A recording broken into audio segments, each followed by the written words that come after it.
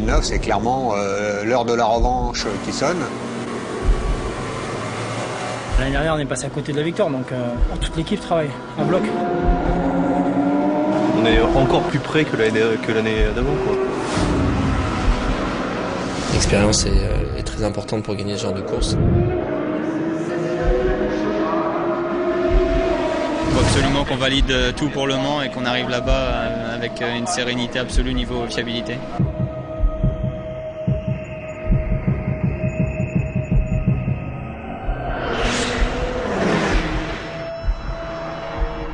Tous les pilotes vous le diront. Les 24 heures du Mans, c'est une course unique. Un défi technologique pour les voitures, une épreuve physique et nerveuse pour les hommes. Faire le tour du cadran et voir les drapeaux à damier s'agiter, pour un constructeur, c'est entrer dans la légende. Cette année, Peugeot sera une nouvelle fois sur la ligne de départ, avec un unique objectif, être les premiers à l'arrivée. L'histoire de Peugeot avec les 24 heures a commencé il y a 18 ans.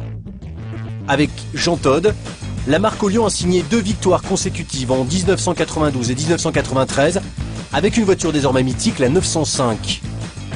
Après plusieurs années d'absence, l'année 2007 marque le grand retour de Peugeot en endurance, un retour chargé d'espoir avec la nouvelle 908 qui décroche une 2e place inespérée derrière Audi.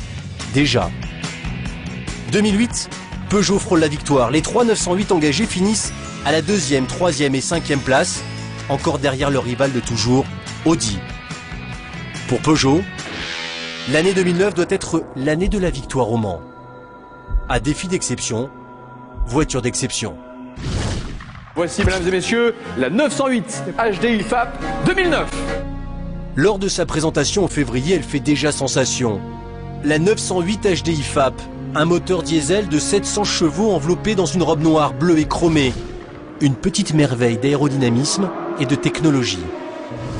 Une voiture préparée loin des regards dans les ateliers de Vélizy par une centaine de techniciens et ingénieurs focalisés vers un unique objectif, la victoire.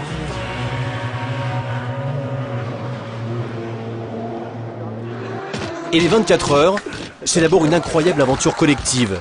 Et le chef d'orchestre, c'est lui, Bruno Famin. Directeur technique de Peugeot Sport depuis 2006, il doit mener l'équipe à la victoire. C'est peut-être le moteur qui fera la pole au Mans. Tout voir, tout savoir, tout prévoir. Pour ça, Bruno Famin peut compter sur une équipe d'ingénieurs soudés et rigoureux.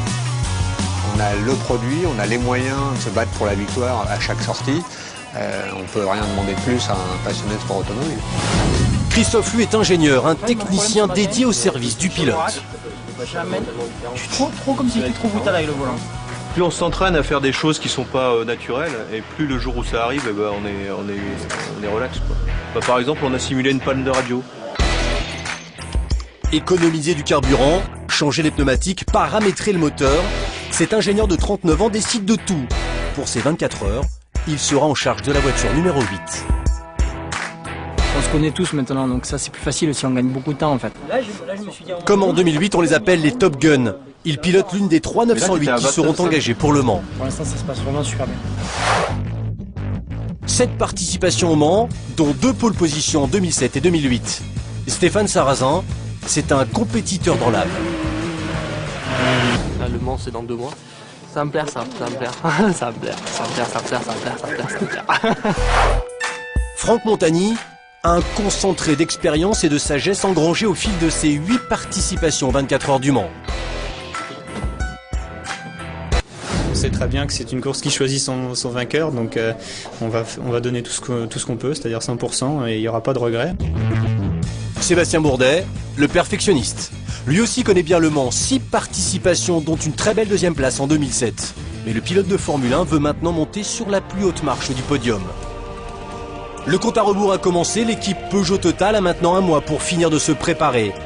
Entraînement physique, réglage technique, essai en course, plongé au cœur d'une écurie, le team Peugeot Total dans sa quête du Graal.